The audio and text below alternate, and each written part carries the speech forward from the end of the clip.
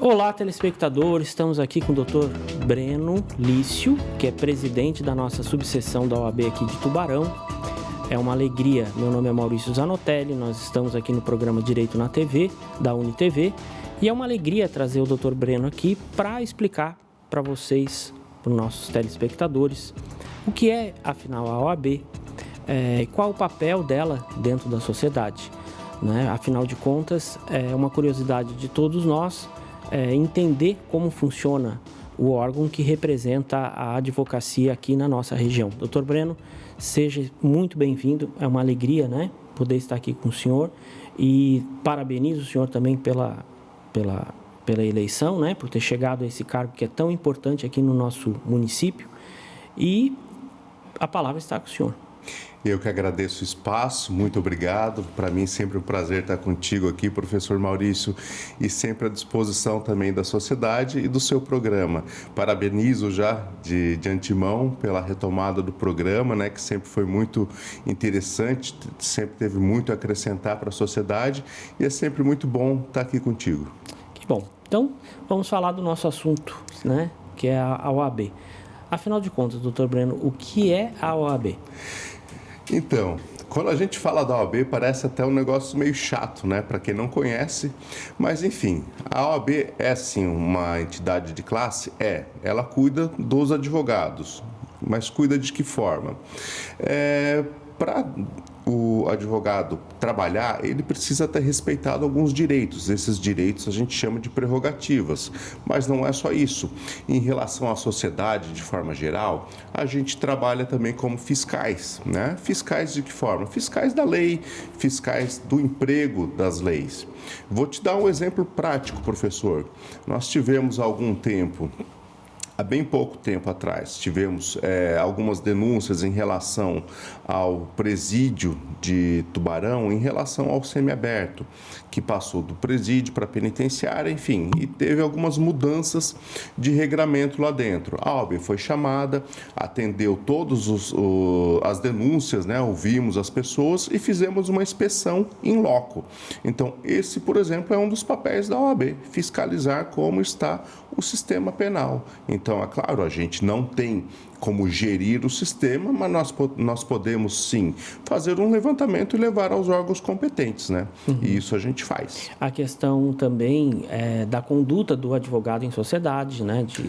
Assim, não na sociedade, mas na atuação profissional dele, podendo, inclusive, punir o advogado que não seguir as nossas regras legais e éticas, né? Sim, com toda certeza. Toda a reclamação que chega em relação aos advogados são apuradas, né? Temos o nosso Conselho de Ética e Disciplina dentro da nossa subseção, que faz análise de documentação, mandamos isso para o Tribunal de Ética e Disciplina, né? Que fica em Florianópolis. Isso, agora é setorizado, nós temos em Criciúma, temos em Florianópolis, então são várias turmas, né? Aqui os processos que saem de Tubarão vão para Criciúma, mas enfim, sempre é feita a apuração e é claro, o advogado precisa ter uma reputação ilibada. Uhum. Como é que você lida com dinheiro alheio, né? Dinheiro do cliente, então isso tem que ser fiscalizado e a OAB faz essa fiscalização, sim.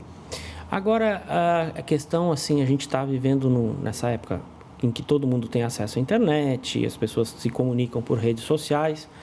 Isso teve algum tipo de impacto negativo com falsos advogados, com golpes pela internet, etc? Então, professor Maurício, isso daí para a gente diariamente nós estamos recebendo denúncia em relação a isso. Agradeço, inclusive, a oportunidade para a gente poder alertar as pessoas. Nós estamos hoje, a OAB estadual, com contra-golpe da ordem que chama, tá? Nós estamos trabalhando justamente em relação a isso. Para o senhor ter uma ideia, faz umas 2 semanas que estavam utilizando do meu nome também para aplicar golpes. Então, assim, 5 números distintos disparando mensagens para pessoas que algumas nem clientes meus eram. Mas para ter uma ideia, acho que mais de 100 pessoas foram, digamos, receberam essa mensagem. Então, para nós é algo muito caro em relação a isso, que nós precisamos sim, e estamos junto com o delegado-geral, doutor Ulisses, né, trabalhando na melhor forma de conter isso. Mas isso, infelizmente, é algo que não atinge somente a advocacia, atinge também o Tribunal de Justiça, que nós já temos golpes nesse sentido, as pessoas se fazendo passar por servidores do Tribunal de Justiça, dizendo que tem alvará para ser levantado e pedindo dados sensíveis às pessoas, as pessoas passam e fazendo cobrança também de determinados valores a título de liberação de alvará. Então, assim, a nossa recomendação é sempre: nunca passe seus dados para ninguém, a não ser o seu advogado, preferencialmente no escritório dele ou por aquele telefone que a pessoa já recebeu no dia do seu atendimento, no primeiro atendimento. Não aceite mensagens de estranhos, não passe qualquer dado, bloqueie e denuncie. Essa é a nossa orientação. Isso é importante que a gente esclareça, né? A relação entre cliente e advogado é uma relação de confiança.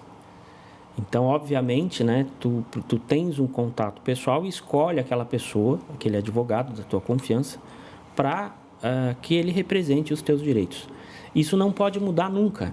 Então, hoje, né, às vezes a pessoa manda lá, porque recebeu com a sua foto, e recebeu lá um pedido de dados, um pedido de remessa de algum valor, né, tem que conferir. Sim. Né? Porque ainda hoje, a gente tem a inteligência artificial, que daqui a pouco a gente vai ter voz e a pessoa falando coisas que efetivamente não fala. Mas ainda hoje, como a gente não está com isso disseminado, a gente precisa ligar para a pessoa, por aquele telefone que a gente efetivamente conhece, que é o telefone do escritório, se certificar, falar pessoalmente ou por telefone com o próprio advogado antes de fazer qualquer movimento. Isso é extremamente importante para que as pessoas se previnam aí de golpes. Né? E não só em relação à advocacia, mas em relação a todos, inclusive parentes, né? Isso.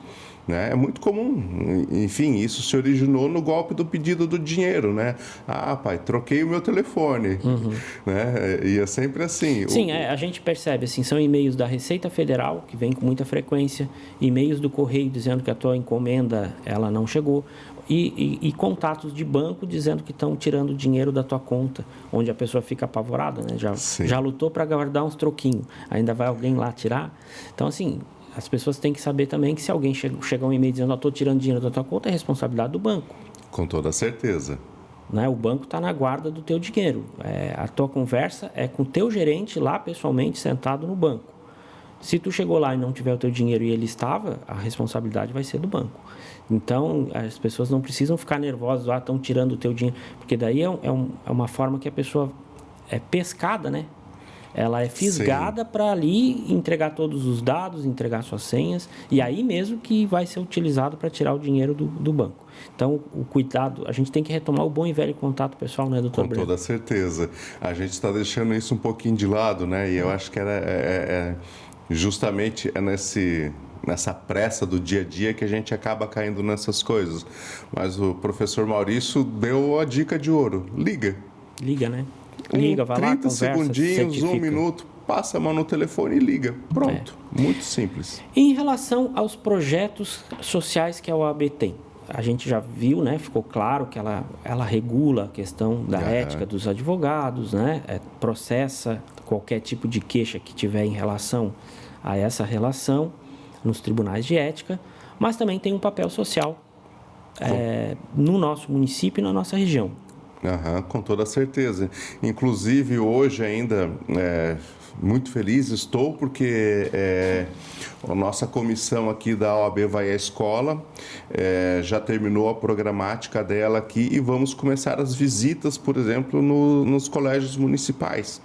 Temos algumas palestras ou conversas, que eu acho que seria mais uma conversa informal, né, com essas crianças, para levar um pouquinho de cidadania, explicar o que é o bullying, o cyberbullying, falar a respeito de violência doméstica, né, que é algo que é muito muito, apesar de estarmos aí em 2025, ainda temos muitos casos, a gente vai falar um pouquinho depois, né?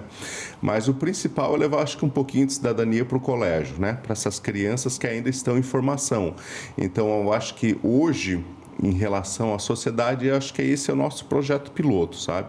Temos, ainda não está finalizado, mas com toda certeza é algo que é para desmistificar também um pouquinho da OAB, né? Levar um pouquinho do nosso dia a dia para dentro do colégio e, quem sabe, até plantar uma sementinha lá, quem sabe dessa conversa saiam juízes, advogados, promotores, as pessoas que de fato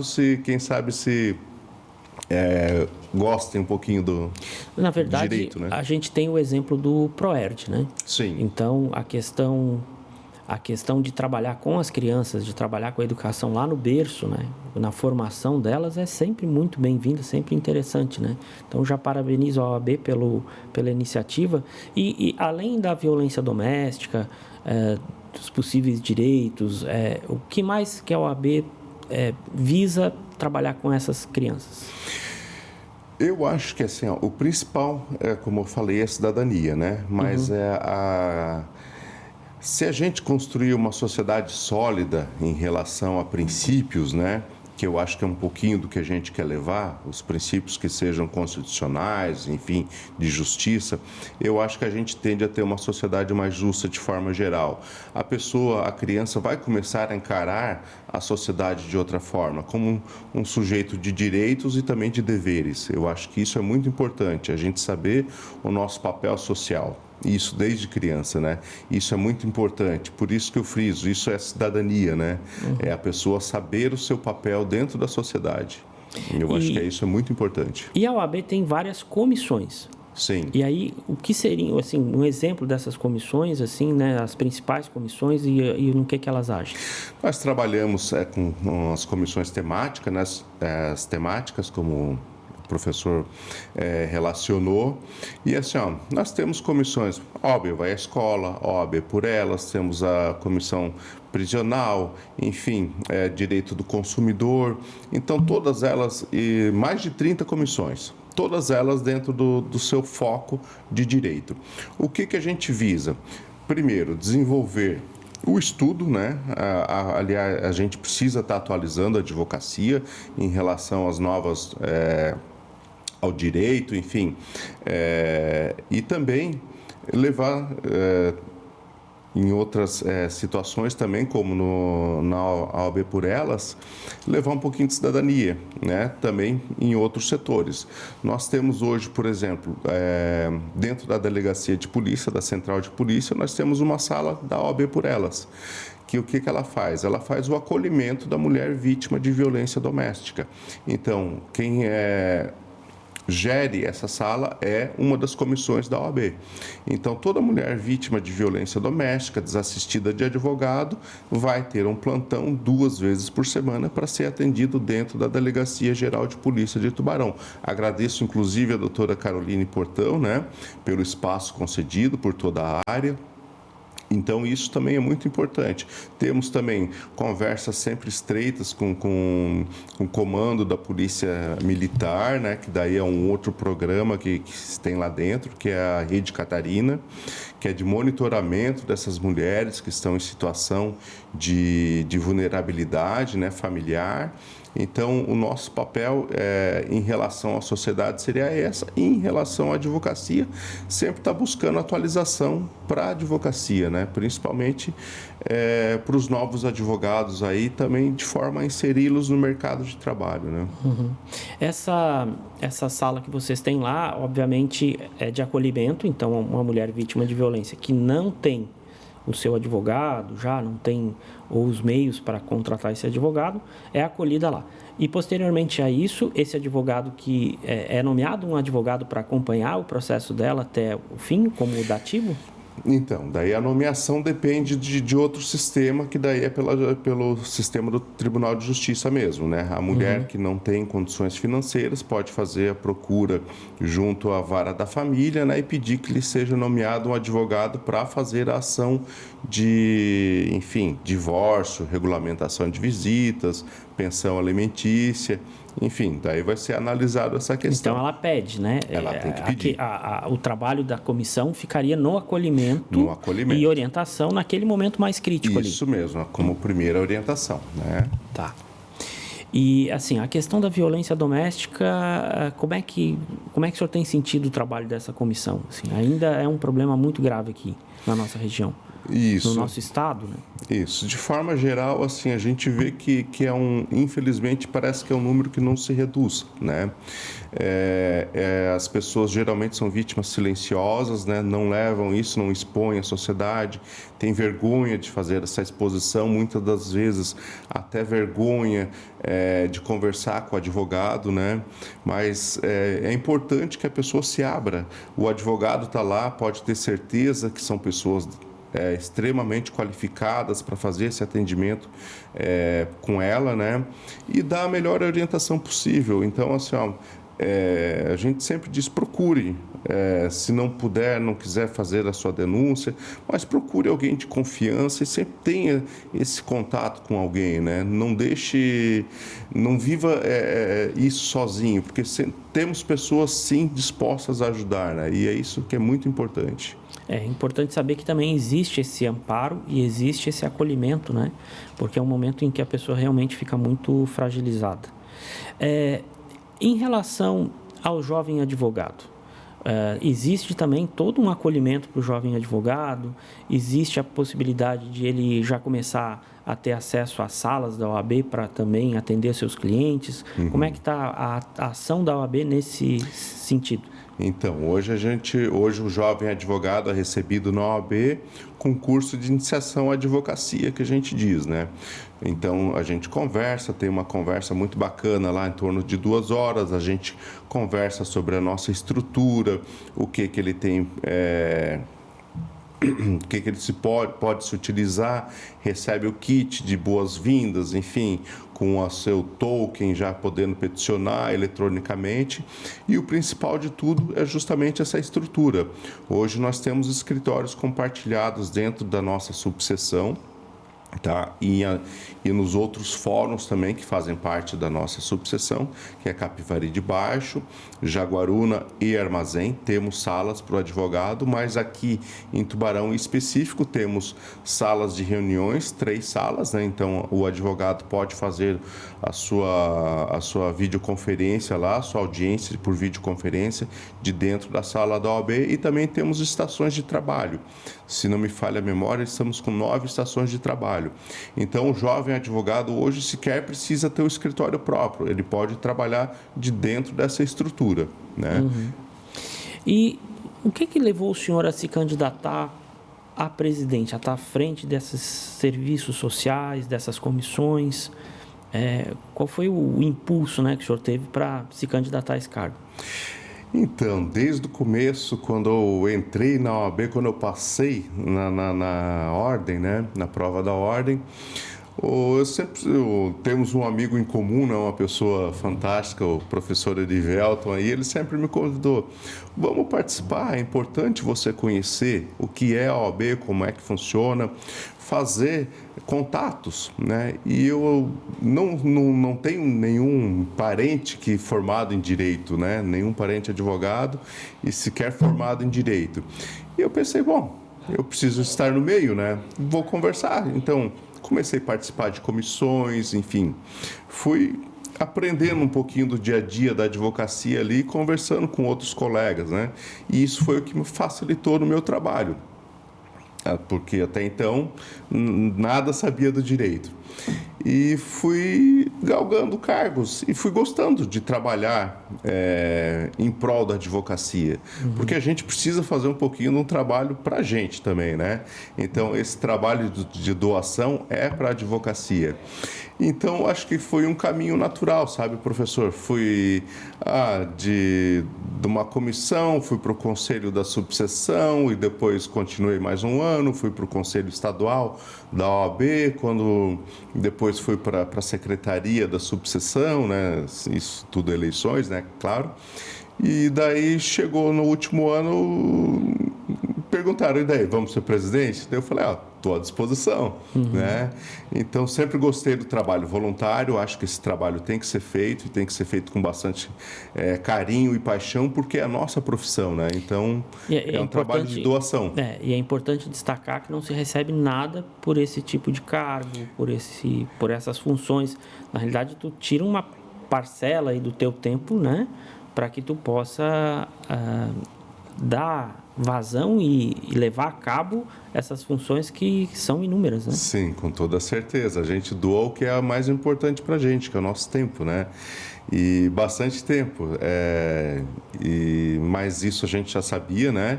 E, inclusive, nosso grupo trabalha muito bem, temos um grupo ótimo dentro da nossa subseção, pessoas de fato dedicadas e compromissadas com a advocacia, né? Que vivem isso no dia a dia.